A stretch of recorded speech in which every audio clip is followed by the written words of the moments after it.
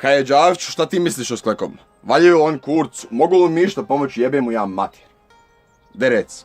Mnogi će ti reći da su sklekovi samo za početnike. Što je istina ako možeš raditi preko 30 komada. Uradiš 30-40 komada, to ti je lagano. Trebaš nešto teže. Ali vidi ovo. Ako nađeš način da ih učiniš težim, da ti ne budu više lagani, onda nisu samo za početnike. Kad radiš sklekove, koristi se oko 70% tvoje težine.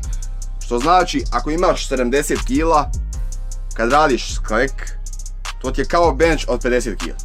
Ako imaš 100 kg, to ti je bench od 70 kg. Od pilke, to je prilično slabo ako si ti lagan. Ali ako imaš 130-140 kg, to je već nešto. Meni su sklekovi od prilike ko da radim bench od 90 kg. Što je još uvijek lagano. Zato trebaš naći način da ih otežaš. Možeš ti sad reći, jebeš sklekovi, ja ću ležat u sići, to je lagano za mene.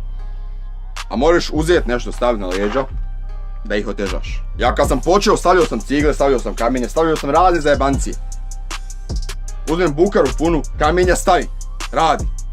Teže, olakšavam ponovo, uzmem nešto više, opet stavim radi.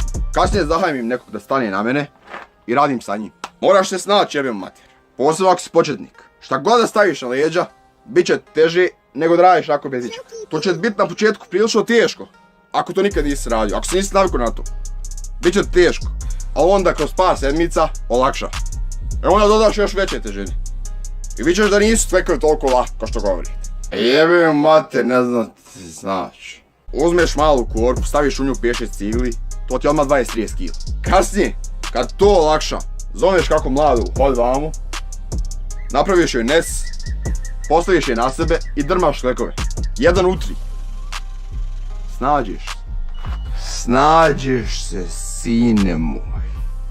Snađeš se, jebe mu mater moj. Snađeš se. Ja sam neki dan radio neke zajebancije, neke izazove što se tiče sklekova s momcima iz mog grada.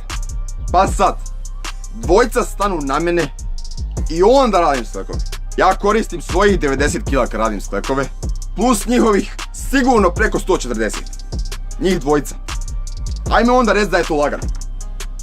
Reci mi onda da sklekovi ne valjaju i da je to lagano. Nađi način da ne bude lagano. Jel me kontaš? Uš, ajmo.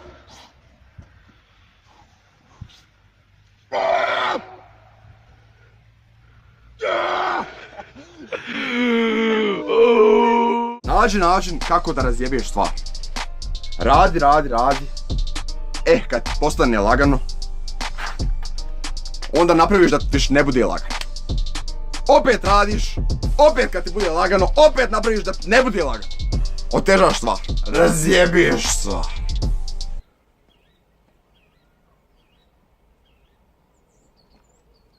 Jesi li me čuo?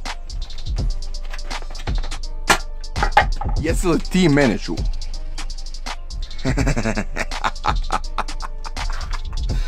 Puša!